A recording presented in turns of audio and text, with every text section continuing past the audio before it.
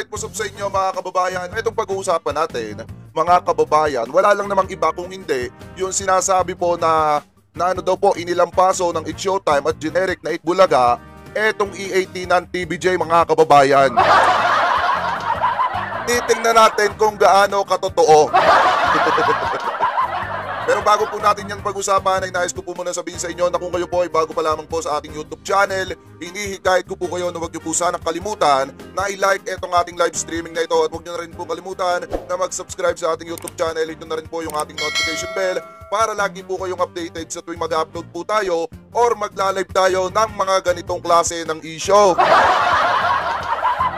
At gusto ko din po kayong batiin ng isang magandang umaga, tanghali, hapon, gabi, saan man sulok ng mundo kayo naroroon, mapa sa Pilipinas man po kayo or ibang bansa, sana po ay nasa mabuti po kayong kalagayan at gabayan po kayo ng ating Panginoon. Mega love shoutout po sa ating lahat.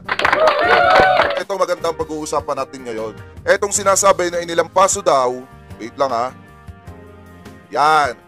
Etong sinasabi mga kababayan na inilampaso ng It's Showtime at saka ng generic na Itbulaga, ito daw pong E18 ng TVJ. So ngayon, basahin natin yung article. Ito lakayan natin. Sabi dito ng PO, ito, galamay ito ng ABS-CBN. Grabe kayo, madlang people. Thank you, madlang people. Mabuhay! Ang It's Showtime ang overall winner at tunay na tinutukan nationwide sa pagpasok nito sa panibagong chapter. Yan po yung sabi. Nangunang It's Showtime bilang noontime show sa buong buwan ng July ayon sa Kantar Media Total PH. Alam niyo naman si Kantar.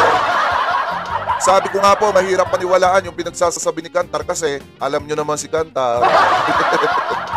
Sabi pa rito mga kababayan, narito ang month of July overall ratings.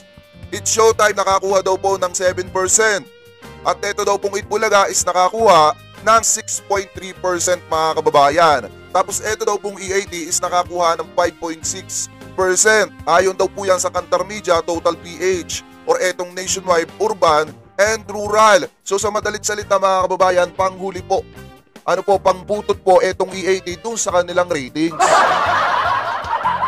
Ngayon na nasa isip ko mga kababayan, kung sila yung number one, kung sila yung number one na noontime show, etong It's Showtime, bakit pagkahahanapin natin sa Google, isi-search po natin yung number one noontime show in the Philippines 2023, ang nalabas mga kababayan, walang iba, ito lakihan ko.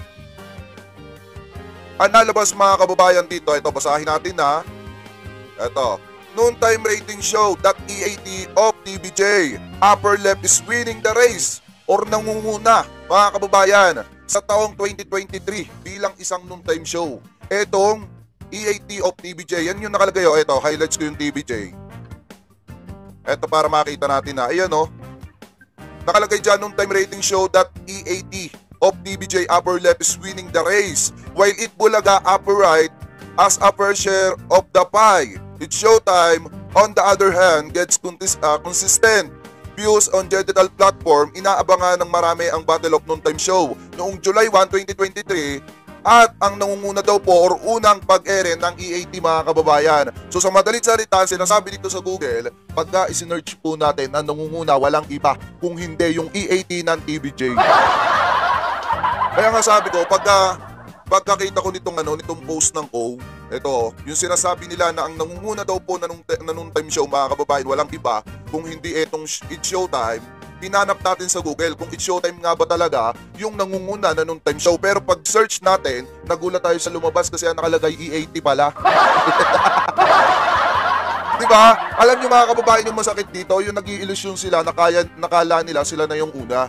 Pero definitely mga kababayan, kung isi-search po natin, hindi naman siguro magsisinungaling si Google sa atin, ang nangungunad talaga mga kababayan, walang iba kung hindi etong E80 ng TVJ. Wala na pong iba pa. So sabi dito, Kantar is a partner of ABS-CBN, kaya bias talaga. Tunay naman. Partner talaga ng ABS-CBN ng Kantar, kaya hindi natin masisisi ang Kantar kung bakit naglalabas ng lahat ay pabor sa ABS-CBN.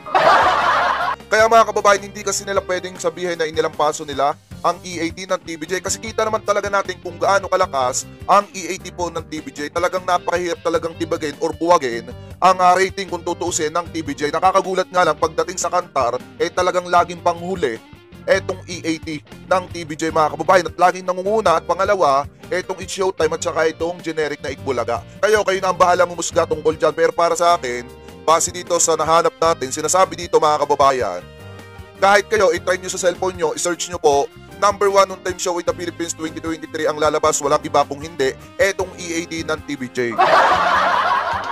Kaya para sa akin, ang number 1, walang iba kung hindi ang EAT po ng TVJ. Kasi yun yung lumalabas dito pagka hinahanap natin yung number 1 on time show in the Philippines 2023. Kahit kayo subukan nyo, lalabas talaga yan. So anyway mga kababayan, punta pa tayo sa sunod natin topic kasi medyo nagpamadali si Jake, alam nyo na. So sabi pa dito mga kababayan, punta tayo dito sa isa. Kung makikita nyo, talagang todo paliwanag ngayon si GMA7. Gawa nga po nung ipinost or ikinontent itong si Models of Manila.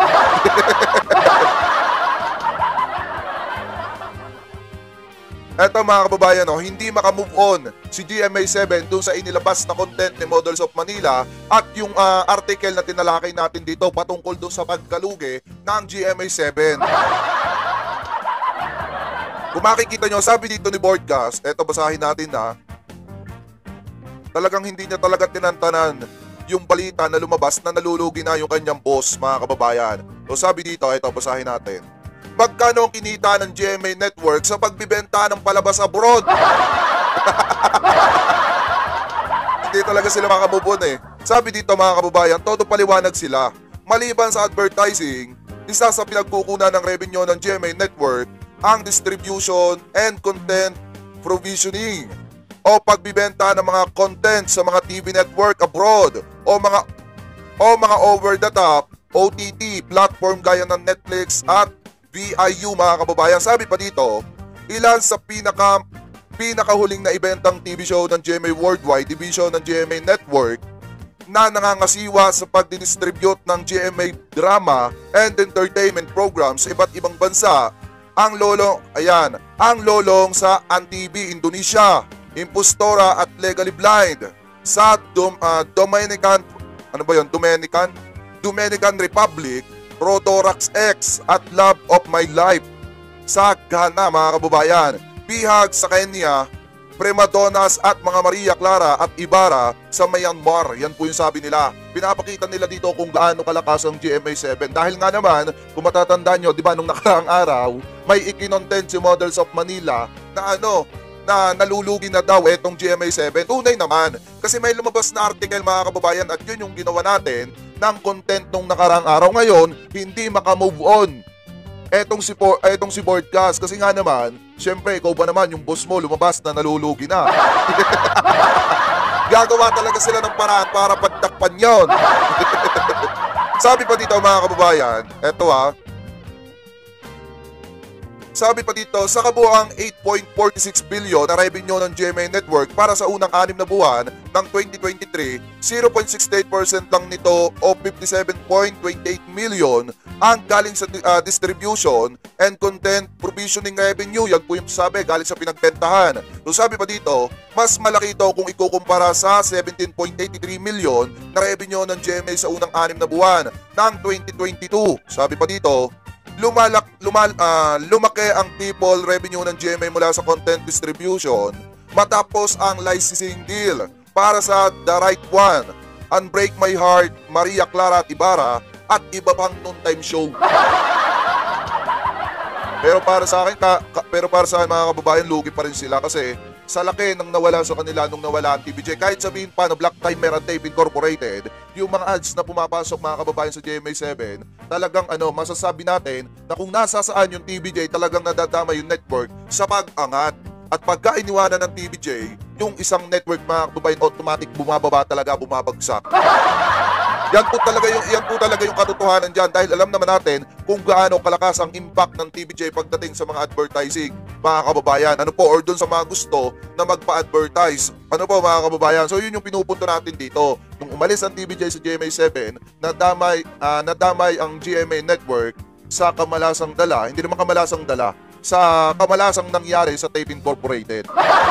Yan yung katotohanan dyan. Hindi kamalasang dala, kamalasang nangyari. So sabi pa dito, ang subscription, ito highlights ko lang.